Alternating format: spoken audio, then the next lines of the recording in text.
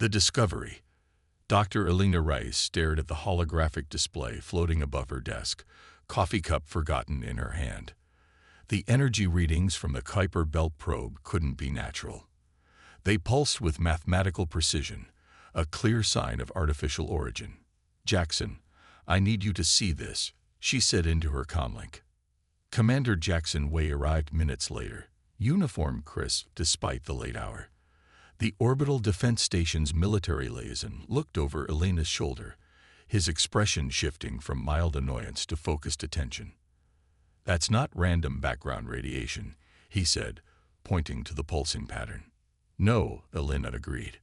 "It's a signal, and it's getting stronger."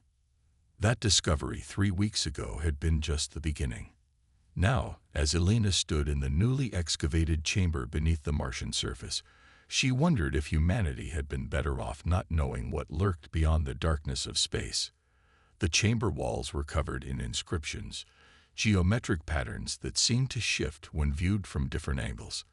In the center stood a perfect sphere of unknown material, suspended in midair without visible support. "How old is this site?" Commander Way asked, his voice hushed in the ancient space. Dr. Mikhail Petrov, the expedition's archaeologist, consulted his tablet. "Carbon dating puts it at approximately 60,000 years old, but," he hesitated, "the internal dating mechanism shows closer to 3 million years." "That's impossible," Elena said, running her scanner over the floating sphere again. "Human ancestors weren't even walking upright 3 million years ago, let alone building interplanetary structures." "Because humans didn't build this," Mikhail said simply. "And it's not just here. We've found 17 identical structures across Mars, and preliminary scans show similar chambers on Venus, Europa, and Titan." Jackson's comlink chimed with an emergency alert. "We've got company," he announced, reading the message. "Multiple objects just appeared in orbit around Mars. They weren't there a minute ago. No approach trajectory." Elena's scanner began emitting a high-pitched whine as the sphere in the center of the chamber pulsed with blue light. "Whatever they are, they've triggered something here." The team rushed to the surface just in time to see the Martian sky fill with massive ships, their hulls rippling like liquid metal. They didn't match any known design specifications, with curves and angles that seemed to fold into impossible dimensions. "Earth Defense Command is scrambling interceptors," Jackson reported, "but they won't arrive for hours." The lead ship descended slowly, hovering a kilometer above the research outpost. No communication was attempted, no hostile actions taken. It simply waited, a silent sentinel. "We need to establish contact," Elena decided, adjusting her universal translator. "If they wanted us dead, we'd already be gone." As if in response, a beam of pale light shot from the ship, creating a circular platform on the Martian soil. A figure appeared, tall and slender, with 6 limbs and skin that shimmered with bioluminescent patterns. Its head was elongated, with no visible eyes but multiple sensory organs that pulsed in rhythm. The alien raised 2 of its upper limbs in what Elena hoped was a peaceful gesture. "We are the Voidwalkers," the translator interpreted. "We have monitored your species since you first learned to make fire. The time of waiting is over. The harvesters have found your dimension." Elena stepped forward. "I'm Dr. Elena Rice of Earth. What are these chambers we've discovered?" "Seeds," the alien replied. "Left by those who came before. Gatekeepers who sealed your dimension long ago to protect you from the hunger of the harvesters. We are their descendants, and we have returned because the seeds are awakening. Your species has reached the necessary technological threshold." Jackson joined Elena. "Threshold for what?" "For war," the Voidwalker stated simply. "The harvesters consume dimensions, entire realities devoured to fuel their expansion. Your dimension was hidden, a pocket reality sealed off by the ancient network, but they have sensed the gates reactivating. Back on Earth, as the United Nations Security Council gathered for an emergency session, reports flooded in from around the globe. Ancient structures were activating, beneath the Egyptian pyramids, inside Mount Fuji, under the ocean floor near the Mariana Trench, and dozens of other locations previously thought to be natural formations. Elena presented her findings to the assembled world leaders, her voice steady despite the magnitude of her revelations. The chambers contain dimensional gateway technology. According to the Voidwalkers, these aren't just portals to other places. They're doorways to other dimensions, entire parallel realities. And these harvesters, the Secretary General asked, they move between dimensions to consume resources. Not just resources, Elena clarified. They consume the very fabric of reality itself. They've destroyed countless dimensions already. Ours was hidden by the ancient gatekeepers, who embedded these defense systems throughout our solar system. Commander Wei stepped forward. The Voidwalkers have provided tactical data on harvester capabilities. They're a hive mind, adapting quickly to any defense, but they've never encountered humans before. What makes us special? Asked the Russian president skeptically. Creativity, Elena answered. According to the Voidwalkers, most sentient species follow predictable patterns of development and warfare. Humans, however, are chaotic innovators. We combine technologies in ways other species never consider. The gatekeepers believe this trait might finally give the multi-dimensional alliance an edge against the harvesters. Screens around the chamber suddenly lit up with alerts as energy signatures appeared throughout the solar system. The dimensional barriers were failing. They're here, Jackson announced grimly. Harvester scout ships are emerging near Neptune. In orbit above Earth, the dormant defense network awoke. Satellites that had been thought to be space debris suddenly powered up, revealing themselves as ancient weapons platforms. From the lunar surface, massive cannons emerged from hidden bunkers. The seeds are germinating, Elena explained, watching the displays with a mixture of awe and terror. The defensive network is activating, but it needs human operators. The technology was designed to bond with human neural patterns. You're saying we need to send people to operate alien weapons we don't understand, to fight an enemy we've never seen, using technology millions of years old, the American president summarized. Yes, Elena confirmed, and we need to do it now. As the council debated, Elena received a transmission from the Voidwalker ship. On her tablet appeared schematics for human-alien hybrid technology, ways to integrate current Earth systems with the ancient gateway network. The choice is yours, the Voidwalker communicated. Fight or perish. But know this, of all the species we have encountered in our long vigil, yours holds the most promise. Human unpredictability may be the weapon that saves not just your dimension, but all dimensions. Commander Wei reviewed the schematics and looked up at Elena, determination in his eyes. We need to get these to our engineers immediately. If we can adapt our weapons systems to use dimensional technology, we could actually win this. Elena finished his thought. As night fell over Earth, humanity faced its greatest challenge, unknown to most citizens, who continued their daily lives in blissful ignorance. Their dimension stood on the brink of either destruction or a new age of multidimensional significance.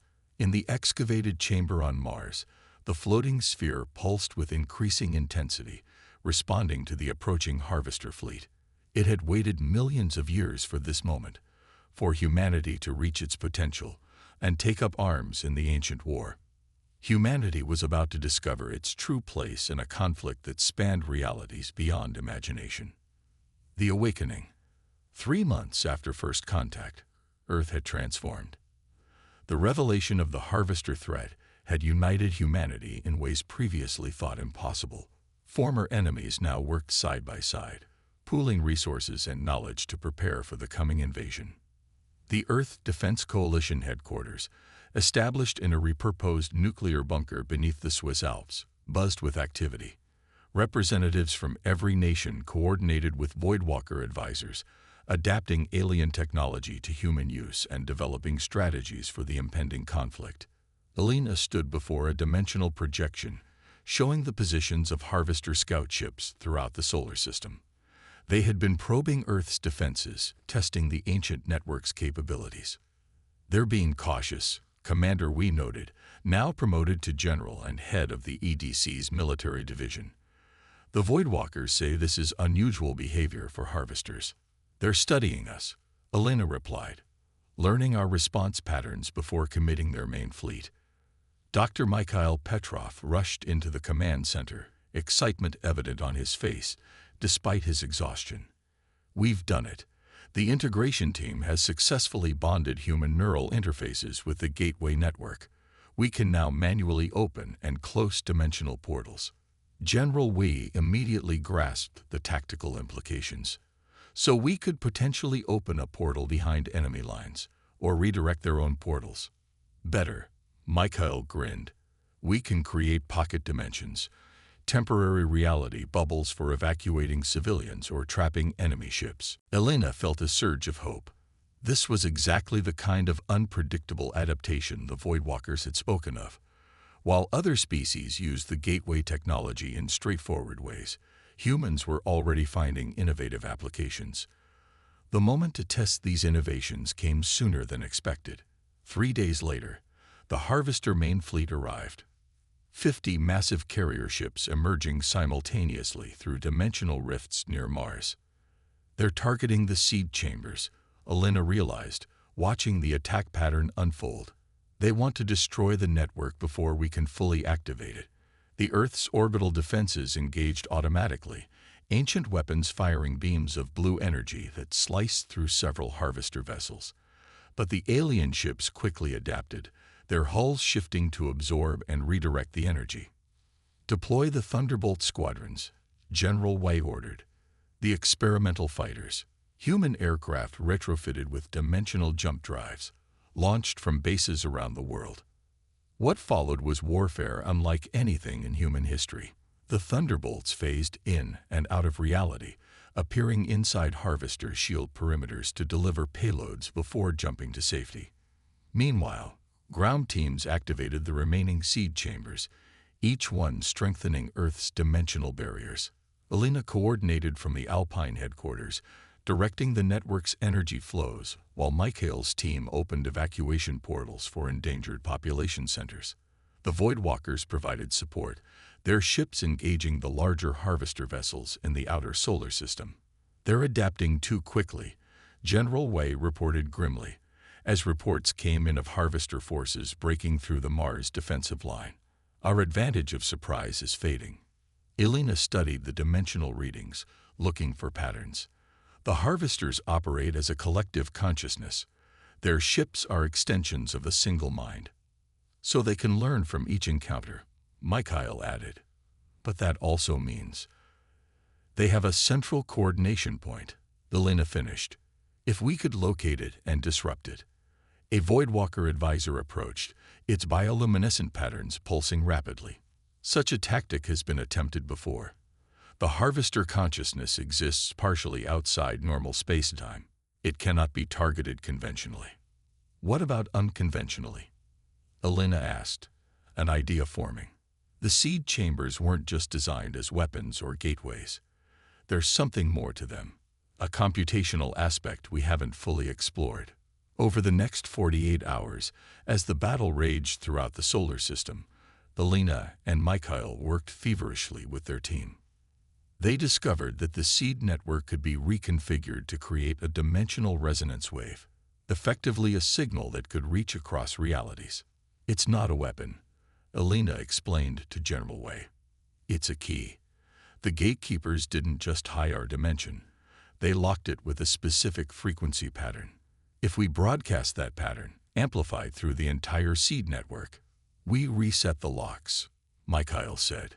Create a dimensional barrier the Harvesters can't penetrate. But we'd also be cutting ourselves off from the Voidwalkers and any potential allies, Wei pointed out. We'd be alone again. Elena shook her head. Not exactly.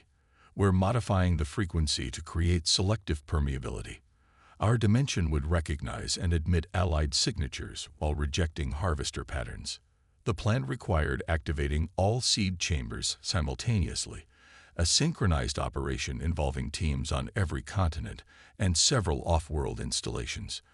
As they prepared, the Harvester fleet pushed closer to Earth, devastating the lunar defense platforms and establishing a foothold on Mars. "We'll need time to align the network," Elena told the Crisis Council. "At least 20 minutes of continuous operation with no disruptions." "We'll give you that time," General Wei promised, already coordinating with global military forces. What followed was humanity's finest hour.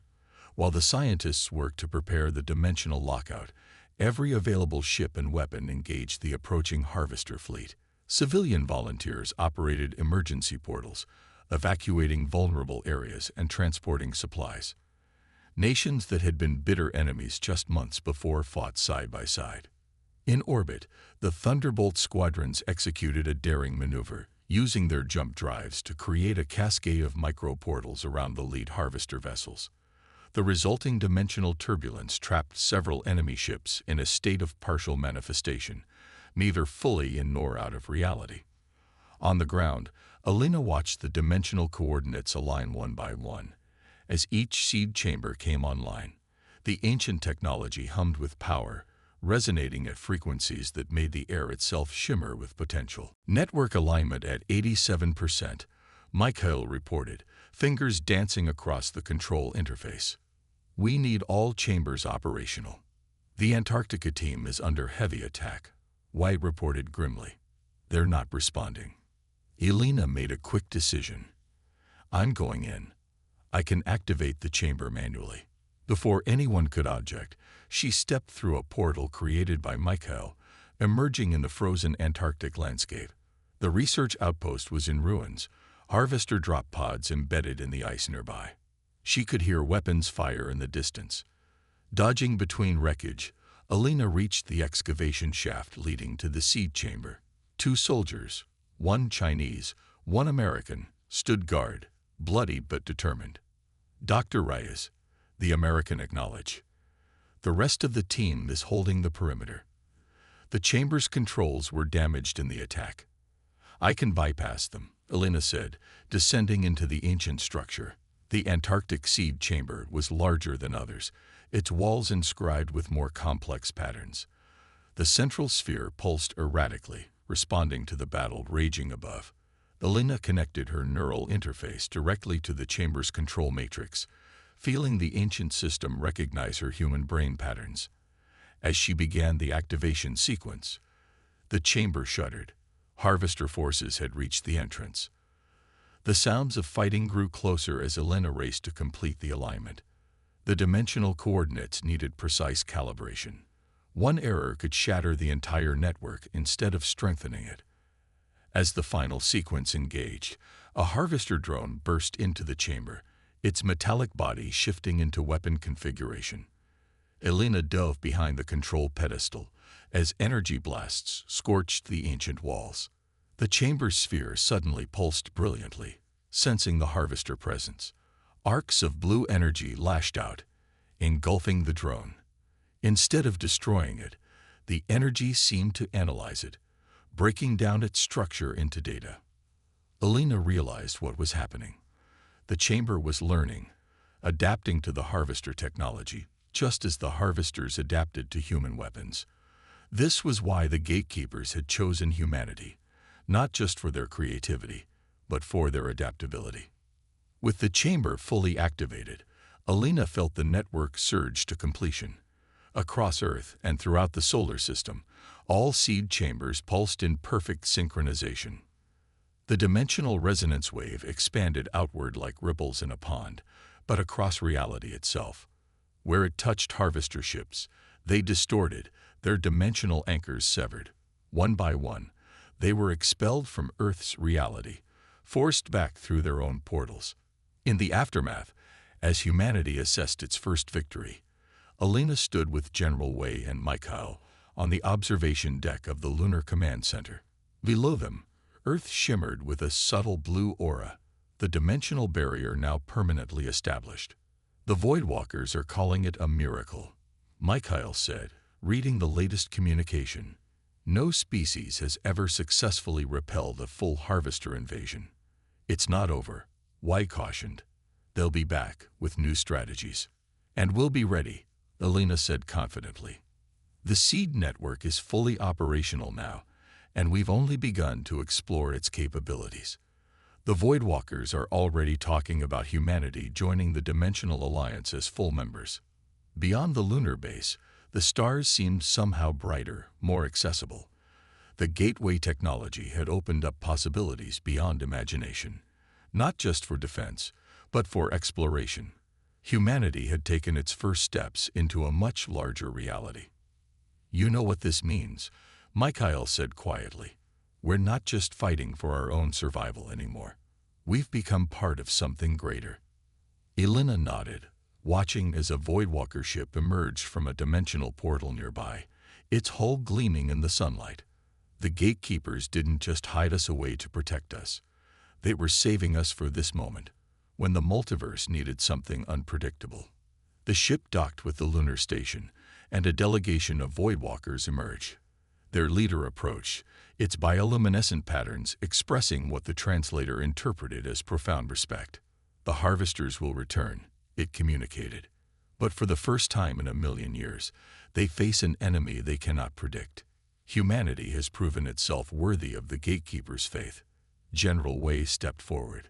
"We're ready to take our place in this war, not just as defenders of Earth, but as protectors of all dimensions." As the human and alien representatives began discussions for the next phase of cooperation, Elena felt a sense of profound transformation. Humanity had awakened to its true potential and its place in the cosmic order. The gateway to the future stood open, and humanity, creative, adaptable, and uniquely unpredictable, was stepping through. The dimensional war had only just begun, but for the first time in eons, hope shimmered across realities. Humanity had arrived on the cosmic stage, and the universe would never be the same. Retroclad can make mistakes. Please double-check responses.